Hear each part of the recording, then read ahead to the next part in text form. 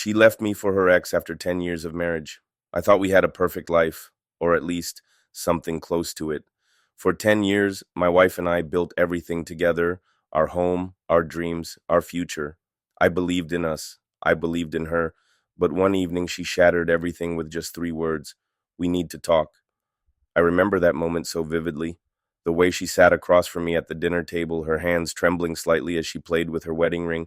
I laughed nervously, trying to make a joke, but she didn't smile. Her eyes were distant and my stomach twisted into knots. I I still have feelings for him, she finally whispered. For my ex. Silence. A thick, suffocating silence. The words didn't even make sense at first. I blinked, trying to process what she had just said. My wife, the woman I had loved, cherished, and trusted for a decade, was telling me that she still loved someone else. What? I choked out. You, you're joking, right? She wasn't. She explained everything in a voice so calm, so heartbreakingly steady that it felt rehearsed. For years she had tried to suppress the feelings, hoping they would fade, but they never did. Every time she saw a certain movie, heard a certain song, or passed by certain places, she thought of him, and now she couldn't ignore it anymore. I love you, she said quickly, as if that would somehow soften the impact. But I've always loved him too, and I need to see if there's still something there. I need to see. As if our marriage, our life, was just some placeholder, a temporary thing until she made up her mind. I stared at her, searching for any sign that this was a nightmare, that I'd wake up any second. But she wasn't disappearing. The pain in my chest wasn't fading. This was real. So what? I finally asked, my voice raw. You're leaving? Just like that? She nodded. I have to. The days that followed felt like drowning in slow motion. I tried to go about my life, pretending I wasn't falling apart, but every room in our house screamed her name. The scent of her perfume lingered in the air.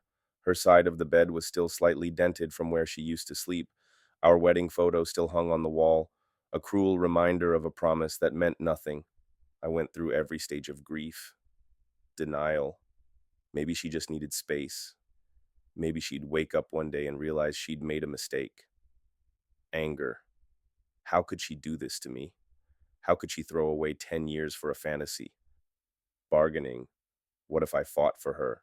What if I reminded her why we fell in love in the first place? Depression. None of it mattered. She was gone.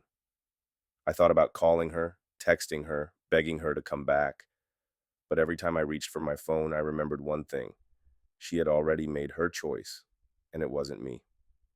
That realization was the hardest part. Weeks passed, then months. I stopped waiting for her. I stopped checking my phone every 5 minutes, hoping for a message that never came. I started rebuilding myself, my life, my future. I focused on work, on friends, on hobbies I had neglected for years. I told myself I was moving on. And then, one day, I got a text from her. Can we talk? My heart nearly stopped. I stared at the message, my fingers hovering over the screen. Every part of me screamed to ignore it, but curiosity got the best of me. We met at a small cafe, the same one where we had our first date. She looked different, tired, unsure, nothing like the confident woman who had walked out of my life months ago. I made a mistake, she admitted, her voice barely above a whisper. I thought I wanted him, but it wasn't what I imagined. He's not the same person I loved years ago. And I realized I let go of something real for something that wasn't even there. She looked at me, her eyes pleading. I miss you. I miss us. Can we try again? There was a time when I would have said yes without hesitation, when I would have welcomed her back with open arms, grateful that she had come to her senses. But not anymore. I had spent months piecing myself back together, learning how to be whole without her. And now she expected me to undo all that progress, to pretend like she hadn't broken me. I took a deep breath and shook my head. Number, we can't. She blinked as if she hadn't considered the possibility that I might say no. I loved you, I said, my voice steady. I gave you everything. and you left. You made your choice.